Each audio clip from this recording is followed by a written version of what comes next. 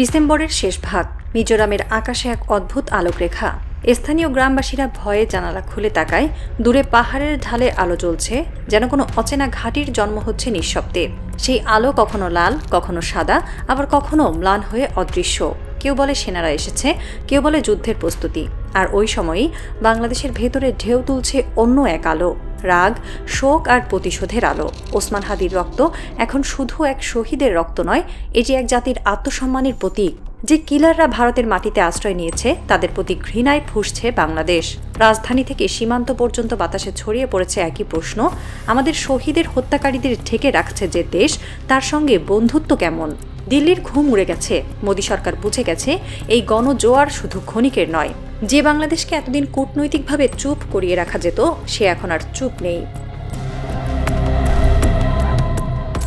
19 December ভোর, আইজলের কাছে খোয়ামপুই নামের এক পাহাড়ি অঞ্চলে অবতরণ করে 3টি সামরিক হেলিকপ্টার। তাতে ছিলেন ভারতের ইস্টার্ন কমান্ডের GOC lieutenant general R C. Tiwari, 3rd কোরের জিওসি অভিজিৎ এস. পেন্থারকর এবং 17 মাউন্টেন স্ট্রাইক কোরের জশ আহলাওয়াদ। তারা এসেছে পরিদর্শনের অজুহাতে, কিন্তু প্রকৃত উদ্দেশ্য স্পষ্ট। চট্টগ্রাম সীমান্তের ঠিক বিপরীতে একটি নতুন সামরিক ঘাঁটির স্থান নির্ধারণ। তারা যে দুটি জায়গা রেকি করেন, পারভা ও শিলসরি, দুটি বাংলাদেশের জন্য সংবেদনশীল।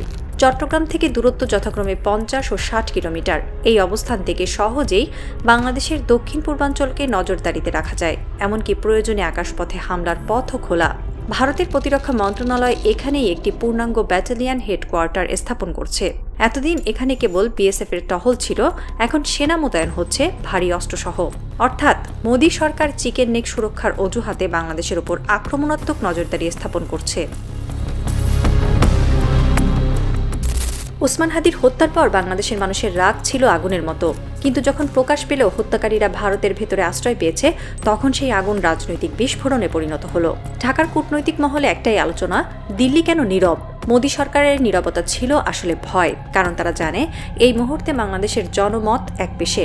ভারতের সঙ্গে কোনো সংঘাত হলে জনগণ সরকারকে সমর্থন দেবে, আর সেই বাস্তবতা ভারতের কূটনৈতিক শক্তিকে ভেঙে দিয়েছে। দিল্লির অভ্যন্তরে এখন চলেছে ড্যামেজ কন্ট্রোল, কিন্তু প্রতিটি পদক্ষেপই ভুল দিকে যাচ্ছে, কারণ তারা এখনও বুঝতে পারেনি বাংলাদেশের গণজোয়ারের উৎস রাজনীতি নয়, আত্মমর্যাদা। ভারত বলছে তারা শিলিগুড়ি করিডোর রক্ষার জন্য এই ঘাঁটি বানাচ্ছে, কিন্তু যে ঘাঁটি বাংলাদেশের বাণিজ্যিক হৃৎপিণ্ড চট্টগ্রামের কাছাকাছি, সেটির সঙ্গে শিলিগুড়ির কী সম্পর্ক? বিশ্লেষকরা বলছেন এটি ভারতের নতুন প্রতিরোধ নীতি, আক্রমণ করে ভয় সৃষ্টি। বাংলাদেশের প্রতি এই মিলিটারি পোস্টারিংয়ের আসল লক্ষ্য হল চাপ সৃষ্টি। চট্টগ্রামকে টার্গেট করা মানে দেশের অর্থনীতি, বন্দর এবং দক্ষিণাঞ্চলীয় নিরাপত্তা নেটওয়ার্ককে নিশানায় আনা। আর এই ভয় দেখানোর কৌশল শুরু হয়েছে ঠিক তখনই যখন বাংলাদেশ ভারতের অর্থনৈতিক দাদাগিরিকে প্রত্যাখ্যান করেছে, ট্রানজিট ফি, পানি বন্টন ও বাণিজ্যিক প্রোটোকলে আপোষহীন অবস্থান নিয়ে। মিজোরামের সীমান্ত এখন এক বিশাল নির্মাণ ক্ষেত্র। বিএসএফের পুরনো টিনের ব্যারাকগুলো ভেঙে তৈরি হচ্ছে কনক্রিটের বাংকার, বোমার আঘাত সহ্য করতে সক্ষম ব্লাস্ট প্রুফ আশ্রয় কেন্দ্র এবং মাটির নিচে অস্ত্রাগার। ভারতীয় সেনারা বলছে এগুলো প্রতিরক্ষার জন্য, কিন্তু প্রতিরক্ষা ঘাঁটি কখনো এত কাছে বানানো হয় না যদি উদ্দেশ্য কেবল নিরাপত্তা হয়। দিল্লি জানে এই ঘাঁটি হবে ভবিষ্যতের লঞ্চ প্যাড, যেখান থেকে প্রয়োজনে সার্জিক্যাল স্ট্রাইক চালানো যাবে, ঠিক যেমন পাকিস্তানে তারা করেছিল। এই প্রস্তুতি বোঝায় ভারত এখন কেবল রাজনৈতিক নয়, সামরিক বিকল্পও বিবেচনা করছে বাংলাদেশের বিরুদ্ধে। দিল্লির ভয় শুধু সীমান্তে নয়, মানসিকতাতেও। ডক্টর মোহাম্মদ ইউনূসের নেতৃত্বে বাংলাদেশ যেভাবে একাধিক শক্তির সঙ্গে ভারসাম্য তৈরি করছে, চীন, তুরস্ক, পাকিস্তান, এমনকি যুক্তরাষ্ট্র, তা ভারতের কাছে এক দুঃস্বপ্ন। তারা দেখছে ঢাকার কূটনীতি আর একমুখী নয়। বাংলাদেশ এখন এক বহুমাত্রিক শক্তি, যাকে আর কেউ প্রভাবিত করতে পারছে না। ভারতের গোয়েন্দা সংস্থা রয় রিপোর্ট বলছে বাংলাদেশের নতুন এক শক্তির উত্থান হয়েছে, যারা ভারতের প্রতি অনুগত নয়। এই শক্তি রাজনৈতিক নয়, এটি মানসিক। এক প্রজন্ম যারা বলে আমরা কারো ছায়ায় নয়, নিজেদের সিদ্ধান্তে দাঁড়াতে পারবো। এই চিন্তাধারাই দিল্লির ভিত কাঁপিয়ে দিচ্ছে।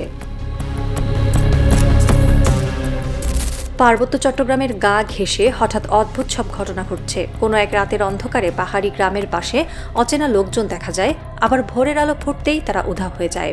স্থানীয় প্রশাসন বলে এরা নতুন মুখ, তাদের হাতে আধুনিক রাইফেল। সীমান্তরক্ষীরা দেখে কখনো বাংলাদেশি মোবাইল সিগন্যালের সঙ্গে হঠাৎ করে যুক্ত হচ্ছে ভারতের মিজোরাম সীমান্তের এক টাওয়ার, তারপর মিলিয়ে যাচ্ছে। এই অস্বাভাবিকতা এখন কেবল প্রশাসনের উদ্বেগ নয়, এটি জাতীয় নিরাপত্তার প্রশ্ন। বিশ্লেষকরা বলছেন, ভারত সরাসরি নয়, এক ছায়া যুদ্ধ চালু করেছে বাংলাদেশের ভেতরে।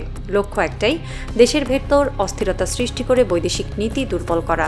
দিল্লি আন্তর্জাতিক গণমাধ্যমে এক কৌশলগত বয়ান ছড়াতে চায়, বাংলাদেশে উগ্রবাদ বাড়ছে, তাই ভারতের হস্তক্ষেপ প্রয়োজন। তাদের পরিকল্পনা হলো আন্তর্জাতিক মঞ্চে নিজেদের শান্তি রক্ষক হিসেবে দেখানো আর বাংলাদেশের বিরুদ্ধে আগাম নৈতিক অনুমোদন অর্জন করা। দিল্লির গোয়েন্দা সংস্থা এখন পাহাড়ের নিষিদ্ধ গোষ্ঠীগুলোকে অর্থ ও অস্ত্র দিচ্ছে, যাতে বাংলাদেশের অভ্যন্তরে অস্থিরতা ছড়ানো যায়। পাহাড়ে হঠাৎ বেড়ে যাওয়া সংঘর্ষ, উগ্রপন্থী দলের তৎপরতা সবই সেই ছায়াযুদ্ধের অংশ। এই কৌশল একদিন সরাসরি যুদ্ধের প্রস্তুতির ভূমিকা হয়ে উঠতে পারে।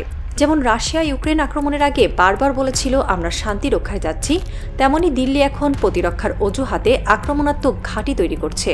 পাহাড়ে বাংকার খোঁড়া হচ্ছে, রাডার বসানো হচ্ছে, মাটির নিচে অস্ত্র ভান্ডার গড়ে তোলা হচ্ছে, যেন যে কোনো মুহূর্তে হামলার অজুহাত তৈরি থাকে। বাংলাদেশের নিরাপত্তা বিশ্লেষকরা বলছেন, এটি এক ধরনের মনস্তাত্ত্বিক যুদ্ধ, যেখানে উদ্দেশ্য হলো ঢাকাকে কূটনৈতিকভাবে কোণঠাসা করা, কিন্তু বাস্তবতা হচ্ছে এই ভয় দেখানোর চেষ্টা উল্টো ভারতকেই অস্থির করে তুলছে। কারণ বাংলাদেশ এখন জানে, শক্তির আসল উৎস বাহু নয়, মন। ভারতের এই সামরিক তৎপরতা হয়তো তাদের কাছে কৌশল, কিন্তু এটি দক্ষিণ এশিয়ার স্থিতিশীলতার জন্য ভয়ঙ্কর আগুন। বাংলাদেশের প্রতিরক্ষা বাহিনী শান্ত কিন্তু সতর্ক। চট্টগ্রাম থেকে কক্সবাজার পর্যন্ত উপকূলে নতুন রাডার লাইন চালু হয়েছে। বাংলাদেশ এখন জানে, সীমান্তে প্রতিটি নড়াচড়া নজরদারিতে আছে। মোদী সরকার হয়তো ভাবছে এই ভয় দেখিয়ে বাংলাদেশকে নত স্বীকার করানো যাবে, কিন্তু তারা ভুলে গেছে বাঙালি কখনো ভয় পায় না, ভয় দেখালে সে আরও দৃঢ় হয়। দিল্লির প্রচারণার বিপরীতে বাংলাদেশের মানুষ আরও ঐক্যবদ্ধ হয়ে উঠছে। বিশ্ববিদ্যালয়ের শিক্ষার্থীরা বলছে, আমরা কারো ছায়া চাই না। সামাজিক মাধ্যমে তরুণেরা ভারতীয় সংবাদ মাধ্যমের প্রচার বিশ্লেষণ করে দেখাচ্ছে কিভাবে ভয়ের রাজনীতি দিয়ে তারা মনস্তাত্ত্বিক চাপ তৈরি করতে চায়। বাংলাদেশের জন্য এটি এক সতর্কতার সময়, কিন্তু ভয় পাওয়ার নয়। কারণ ইতিহাস বারবার দেখিয়েছে, যারা আগুনে খেলে তারা শেষ পর্যন্ত নিজেরাই পুড়ে যায়। দিল্লির উচিত ছিল সহযোগিতার পথে থাকা, কিন্তু তারা বেছে নিয়েছে ভয় দেখানোর রাজনীতি, আর এই ভয়ই এখন তাদের শত্রু। বাংলাদেশের মাটিতে যে আত্মবিশ্বাসের বীজ একবার বোনা হয়েছে, তার কেউ উপড়ে ফেলতে পারবে না। পাহাড়ে যত বাংকার তৈরি হোক, রাডার যত স্থাপন হোক, একটি জাতির মনোবল কখনো মাপা যায় না কোনো সেনা মানচিত্রে। রাত নেমে এসেছে পারভা অঞ্চলে। পাহাড়ের নিচে এক নিঃশব্দ আলো জ্বলছে, নতুন ঘাঁটির নির্মাণ চলছে অবিরাম। দূরে বাংলাদেশের দিকে তাকিয়ে এক ভারতীয় সেনা অফিসার ফিসফিস করে বলে, ওরা চুপ আছে কিন্তু ওদের চোখ জ্বলছে। ওপারে চট্টগ্রামের উপকূলের ঢেউয়ের শব্দ। এক তরুণ সৈনিক ডিউটিতে দাঁড়িয়ে আকাশের দিকে তাকায়, যদি যুদ্ধ আসে আমরা প্রস্তুত। ঢাকার আকাশে তখন এক ফিসফিসে প্রতিধ্বনি। তারা মাটির নিচে বাংকার বানাচ্ছে আর আমরা গড়ে তুলছি বিশ্বাস। তাদের ভয় আছে, আমাদের আত্মা। মিজোরামের পাহাড়ে ভারত যে আগুন জ্বালাচ্ছে তা একদিন ছড়িয়ে পড়বে তাদের ভেতরেই। কারণ যে জাতিকে ভয় দেখানো যায় না, তাকে যুদ্ধেও হারানো যায় না।